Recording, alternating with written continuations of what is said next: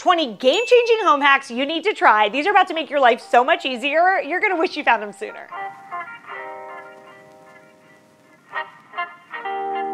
I don't know what it says about me that I love a life hack or a shortcut to doing something, but I do. Honestly, sometimes they really just simplify a task, or they're a cool party trick worth knowing. So today I have rounded up 20 of my tried and true favorites that I use over and over again that I think you're gonna really like too. I first shared these home hacks last year as part of an online virtual conference called Get Organized HQ, and I thought this would make a good YouTube video. So here we are. I'm actually back again this year with Get Organized HQ, although I'm not talking home hacks, I'm bringing you along as we clean the kitchen.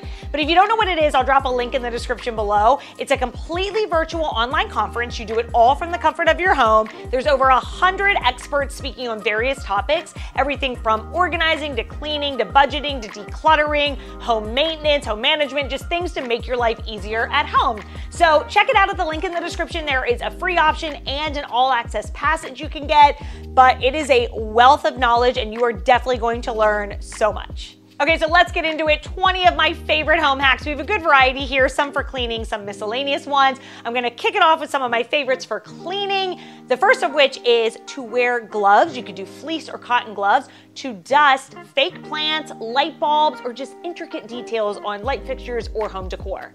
I've learned this one a couple years ago, and it's all I've done since for these areas. It's so much easier. A lot of times if you're using a rag or a cloth, it's just hard to get into the nooks and crannies. The gloves make it so much easier. You can use them dry or damp, or you can spray a little dusting spray on there if you have a favorite.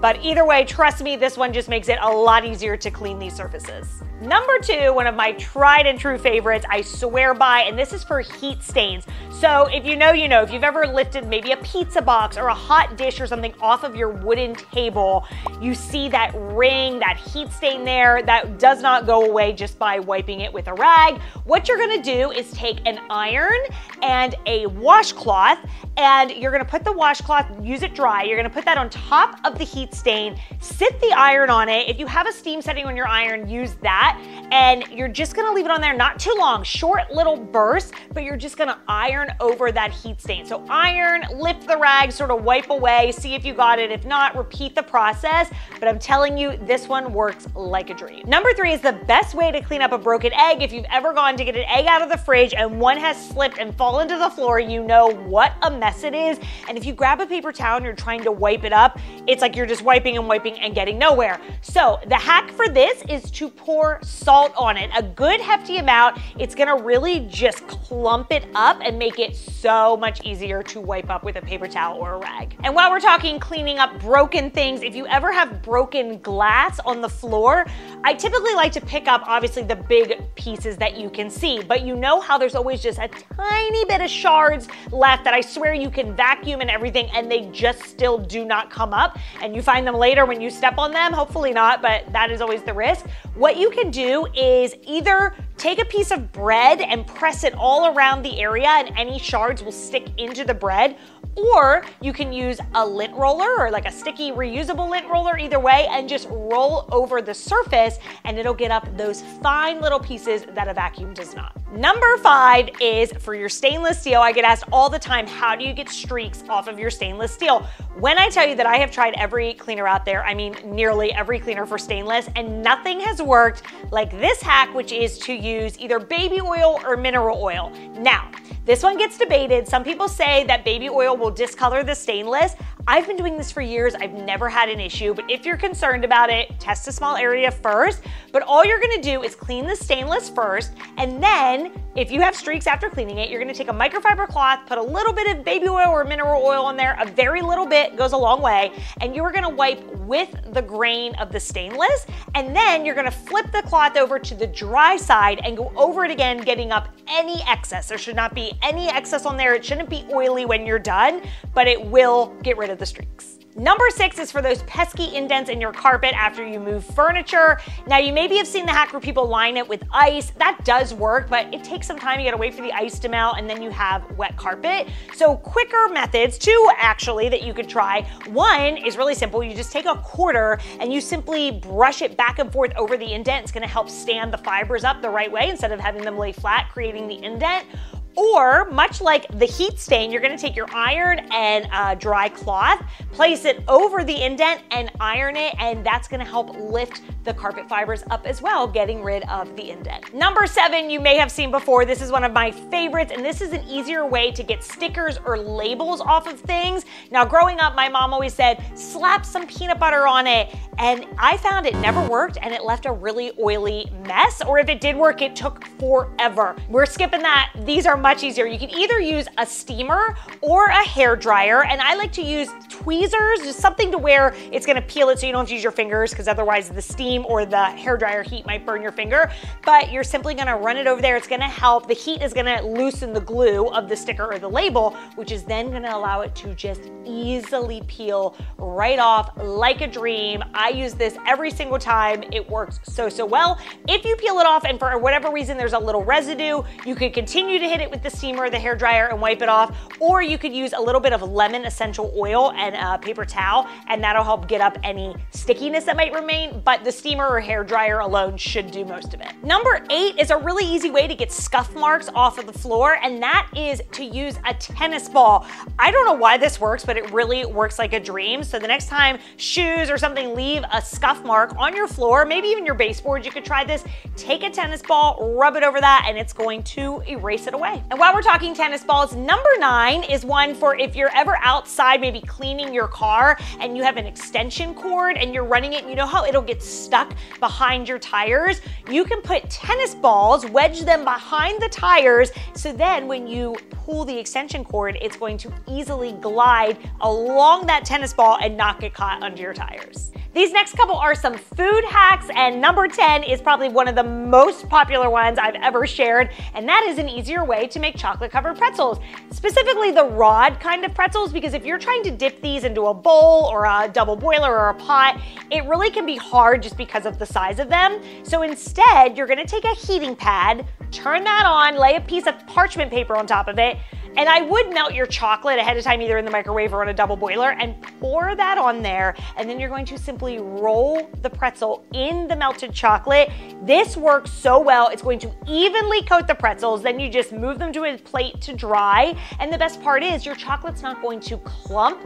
It's going to keep it nice and melted and ready for the next one. So this makes it so quick and easy to do a bunch of chocolate-covered pretzel sticks. Number 11 is a better way to cut cakes. Now first one is a bonus tip that my friend, who is a wonderful baker, taught me, and that is that when you cut a cake, you actually want to use a plastic knife versus a regular one. Something about the plastic, I don't know, it just cuts a lot better. I need to try this one myself, but there's a little bonus tip. But number 11 is, if you are using a plastic knife or a regular one, to cut from the outside in instead of starting it in the inside and then cutting towards the out. It just creates a much cleaner slice. Somehow the icing in the middle doesn't smear as much, and it just looks prettier. Number 12 is another really popular food hack that you may have seen going around.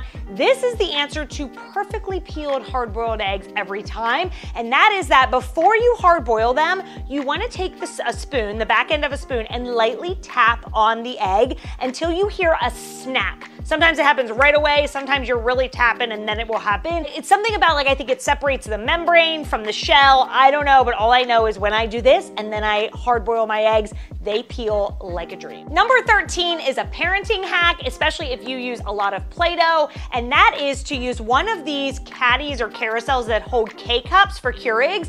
They actually are the perfect size to also hold Play-Doh containers. So this way it makes it really easy for kids to retrieve and put back, and it looks nice too. Number 14 is for those using an electric toothbrush. If you know, you know, the base always gets so gunky. So a hack to avoid that from becoming a mess that you have to always clean is to take a cotton round and you're gonna cut a little plus sign in the middle, and that's going to allow it to perfectly fit over the charging base if you have that type of electric toothbrush, and then you put the toothbrush on top of it. Now any drippings will go onto the cotton round, and then all you have to do is throw that out and you don't have to scrub the base clean. Number 15 is a way to prevent bins from scratching shelves that they might be on. I actually learned this from a friend who worked in retail, and she said this is what they used to do. You actually take wax paper and coat the bottom. It helps it slide easier easier and prevents scratches. Number 16 is a way to fix candle tunneling. If you've ever had that happen where maybe you don't let the candle burn the entire way and it creates tunneling, it's such a pain and it ends up wasting your candle. So what you can do is actually take tin foil, cover around the top of it, sort of cave it in a little bit, and then have the candle burn. And I don't know how it works, but somehow it allows the tunneling to go away and the wax to spread out evenly. And while we're talking candles, number 17 is a way to put it out and not have to deal with all of the smoke. So there's two ways you can do this. You actually can blow it out and then take a lighter and wave it around and it'll help the smoke dissipate quickly. Or you can take like maybe a knife or some type of utensil and dip the wick into the wax and it will extinguish it, and then just fold the wick back up so it doesn't get buried in the wax, but that'll help put it out without any smoke. Number 18 is an easy way to sharpen scissors. This is so easy, I can't believe I didn't think of this sooner. You simply cut sandpaper and that will help sharpen them as you cut, and you don't have to mess with a sharpener. Number 19 is a better way to store your trash bags. So if you don't want them just in the box that they come in, you can take a square clear bin, just check the size to make sure it's gonna fit your size trash bag, and you put them in there. In most cases you can fit more than one roll, and then you pull the bags out through the handles, and then as you pull one, the next one should advance. It's just an easier way to retrieve them, and it looks better too. And number 20 is just a quick, easy fix for scratches in your hard floor. So whether you have hardwoods or laminate, we have laminate and I've tried this and it works so well.